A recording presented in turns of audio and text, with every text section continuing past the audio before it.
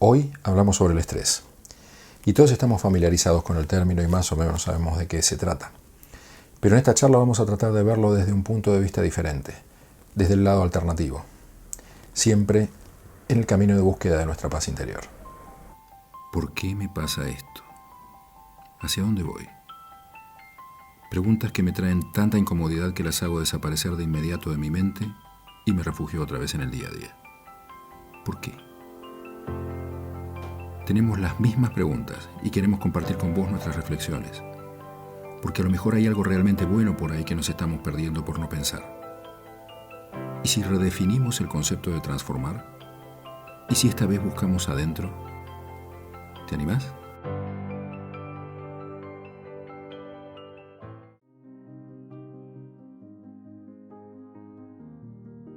Hola amigos, los saluda Guille Coll. Como recordamos en cada charla, estas se tratan de reflexiones basadas en la experiencia personal en un camino recorrido en búsqueda de paz interior. Cuando entendemos que encontramos algo que consideramos real y bueno, entonces lo compartimos, entendiendo que cada uno recorre su propio proceso después. Hoy hablamos sobre el estrés, y como estrés se conoce técnicamente el estado de tensión emocional y física que es provocado por situaciones que se perciben como amenazantes. Los terapeutas las llaman demandas incrementadas y son esos desafíos que exceden nuestra capacidad de respuesta habitual. El término estrés fue acuñado por Hans Selye en 1936. Selye fue un médico endocrinólogo nacido en Viena en 1907, investigador y autor de un famoso estudio sobre el síndrome de adaptación general. Selye definió el estrés como la respuesta no específica del cuerpo a cualquier demanda de cambio. La palabra viene del inglés stress, que a su vez procede del francés antiguo que significa estrechez u opresión. En inglés, stress puede usarse para describir tensión o presión física ejercida sobre algo. Se usa mucho en la física, ¿sí? Ahora bien, lo que ocurre en nuestro cuerpo cuando somos expuestos a un agente estresor es que el organismo libera hormonas para que nuestro cerebro esté más alerta a demandas externas. Las pupilas se dilatan, la respiración se hace más rápida, los bronquios se expanden, la frecuencia cardíaca se incrementa también, comienza la sudoración, los músculos se ponen tensos y hasta pueden temblar. En general pensamos en el estrés como algo negativo, pero Selye nos dice que habría que distinguir entre dos tipos de estrés. El estrés positivo o eustrés es una activación durante un periodo corto de tiempo como recurso para resolver una situación puntual en la que necesitamos más recursos que lo normal. Se considera parte del paquete de supervivencia del ser humano. Y el estrés negativo o distrés es cuando superamos ese tope máximo que podemos manejar, ya sea en intensidad o en tiempo de exposición a esas situaciones, y caemos en síntomas como fatiga, ansiedad, irritabilidad, ira. Una conclusión importante del estudio de Hans Selye es que independientemente del estímulo o estresor, los síntomas del cuerpo tendían a ser los mismos, por lo que entendió que esas respuestas eran disparadas por una serie de reacciones psicológicas que se revelaban cuando una exposición era continua y estresante. Las respuestas eran no específicas justamente porque independientemente del estímulo estresor ocurren los mismos patrones de reacciones. ¿Sí? Selye divide el proceso de adaptación del síndrome de adaptación general en tres etapas. Una fase de alarma en la que frente a la percepción de una situación de estrés el organismo empieza a desarrollar una serie de alteraciones de orden fisiológico y psicológico, como ansiedad, inquietud, que lo predisponen para enfrentarse a una situación estresante. La segunda fase, la fase de resistencia, es la fase de adaptación a la situación estresante. Es decir, negociamos la situación de estrés de la manera menos lesiva, menos costosa, y si finalmente se produce esa adaptación, bueno, no siempre es gratis, la pagamos con disminución de la resistencia general del organismo, disminución del rendimiento, menor tolerancia a la frustración, o bien presencia de síntomas físicos más o menos permanentes. Y hay una tercera fase, la fase de agotamiento. Si la fase de resistencia y negociación interna fracasa, se entra en la fase de agotamiento, donde los trastornos fisiológicos, psicológicos y psicosociales tienden a ser bien notorios y pasan a ser crónicos y hasta irreversibles. Hasta acá entonces lo que estudia la ciencia médica sobre el estrés, y queda en los profesionales de la salud la forma de tratarlo, ya sea con medicación o con terapia. Ahora te pido que, para explorar un modo diferente de ver el estrés, estemos por un momento abiertos a pensar que estamos buscando la solución donde no está. Es decir, que la buscamos afuera, en medicamentos o en terapias, en las que el enfoque no está siendo del todo adecuado, porque de otro modo el estrés sería un tema superado y habría una fórmula universal para atacarlo. Pero la misma definición de Selye respecto de la respuesta no específica nos da indicios de que el estrés o la respuesta es independiente del estímulo o estresor. A uno que es empleado lo echan del trabajo, estrés. A una esposa la deja el esposo porque se va con una más joven, estrés. A un empresario se le está cayendo la empresa familiar. Al político le va mal en las encuestas, a un amigo lo roban, a otro amigo le cambian el jefe y le toca un tirano. Diferentes situaciones estresantes que vemos a nuestro alrededor y que están en sincronía con la historia de cada uno. Con sensación de escasez, con desvalorización, con la sensación de no pertenencia, sensación de despojo, injusticia. Todas formas diferentes de llamar al miedo, a la sensación de estar separados. Entonces, visto desde el sistema de pensamiento alternativo en que nos hacemos responsables de todo lo que nos pasa, el origen de esa respuesta no específica de Selye tendrá que ver con nuestra experiencia, con lo que necesitamos pasar, con lo que necesitamos trascender. Y si no lo asumimos de ese modo, el resultado va a ser siempre el mismo. Pasamos la vida huyendo, repitiendo, viviendo en modo miedo. La idea es dejar de ver esa fuente de estrés, ese estresor, como un hecho único y separado, sino verlo como una cosa más integral, más holística, como parte de un proceso que se viene manifestando de maneras diferentes en nuestra vida y que ahora de algún modo eclosiona o explota. En cada situación en la que sentimos estrés, tenemos entonces la oportunidad de comprender el origen real, la causa oculta detrás de todos los velos que inventa el ego, para desviar nuestra atención a puertas falsas que nos traigan alivios sustitutos de esa paz que buscamos recordar.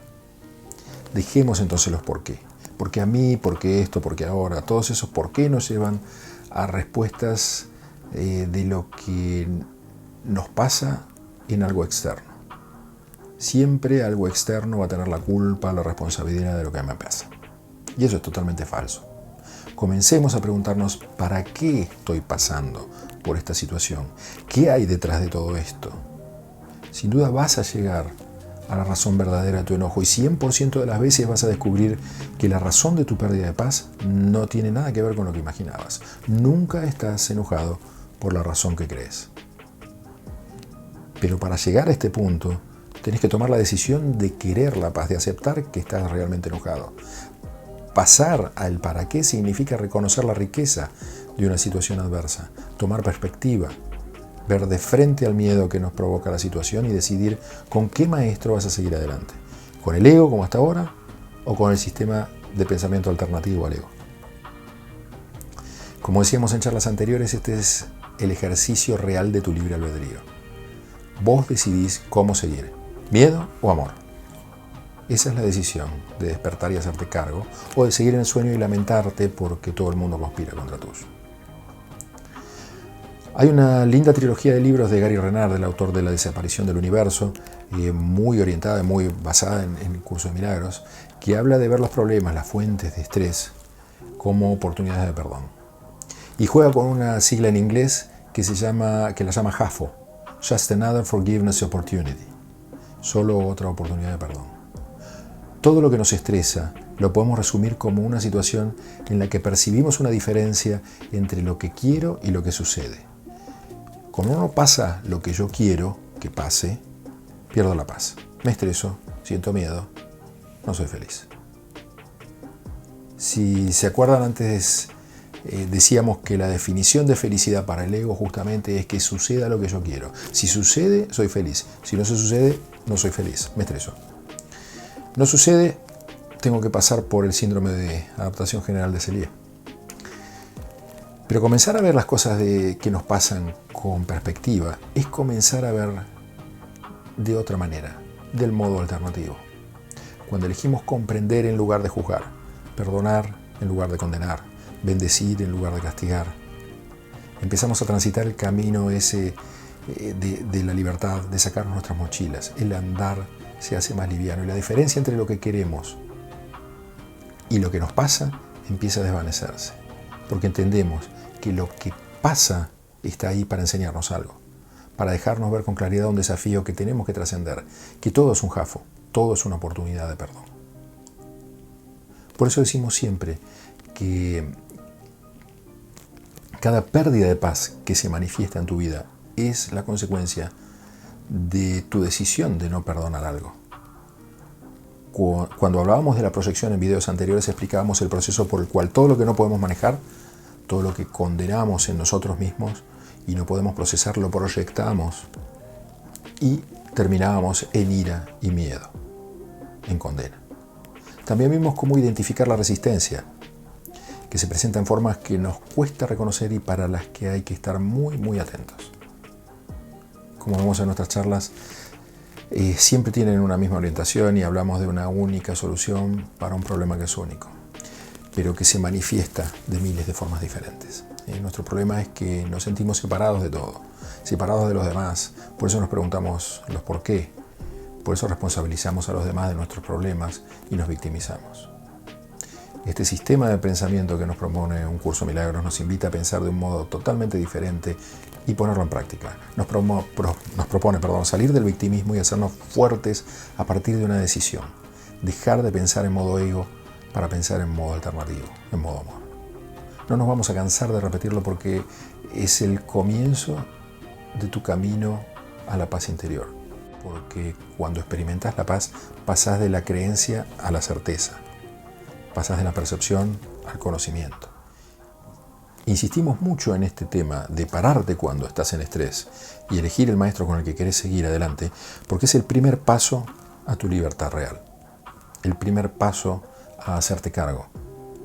Siempre es empezar a ver, es empezar a despertar. Y también te insistimos en que veas dos de los trucos más obvios del ego para mantenerte sujeto dentro de su sistema de pensamiento: la resistencia y la proyección. Por otra parte, el sistema de pensamiento alternativo al ego, el amor, te plantea que ejercites un solo recurso: el perdón. No te pide que creas en Dios, mucho menos que seas religioso, no te pide que seas un crack de la espiritualidad. Solamente te pide que pruebes buscar la paz interior y veas cómo te sentís. Y para lograr esa paz, te pide que apliques el perdón verdadero. Es un inicio bien sencillo, es bien práctico y nada intelectual. No hace falta que entiendas nada, no hace falta que intelectualices, nada más tenés que poner en práctica. Nadie se emborracha hablando del vino, nos dice Anthony de Melo en sus cuentos, y tiene razón. La cosa pasa por poner en práctica y no por un proceso intelectual. Y ya que estábamos hablando de Anthony de Melo, hoy me gustaría dejarte un fragmento del libro El canto del pájaro. Y Anthony de Melo nos entrega cuentos cortos, aclarando que siempre se tratan de vos. Y usa diferentes personajes. En este cuentito de la paloma real, Nasruddin es un personaje de varios de los cuentos de él. Cuentan que llega a ser primer ministro del rey y que en cierta ocasión, mientras deambulaba por el palacio, vio por primera vez un halcón real. Hasta entonces, Nasruddin jamás había visto semejante clase de paloma para lo que era su pensamiento. De modo que tomó unas tijeras y le cortó las garras, le cortó las alas, cortó el pico del halcón y le dijo: ahora pareces un pájaro como es debido. Tu cuidador te ha tenido muy descuidado. Y cierra Anthony de Melo diciendo: hay de las gentes que no conocen en el más mundo que aquel en el que viven y que no tienen nada que aprender de las personas con las que hablan. Es una linda invitación a la reflexión que espero te sirva y te guste. Vamos a ir hablando también de Anthony de Melo más en los próximos videos. Gracias por acompañarme. Nos vemos en el próximo. Te proponemos no detenernos cuando la conversación termina. No estamos detrás de un proceso intelectual. Estas son reflexiones basadas en un curso de milagros y es práctico. Y por eso da resultado, porque aplica a tu vida de todos los días, a cada situación. Podés reinterpretar lo que te pasa en el mismo momento que sucede y pasar del conflicto a la paz en un instante. Créeme, vale la pena, porque después de la paz interior se pone muy interesante.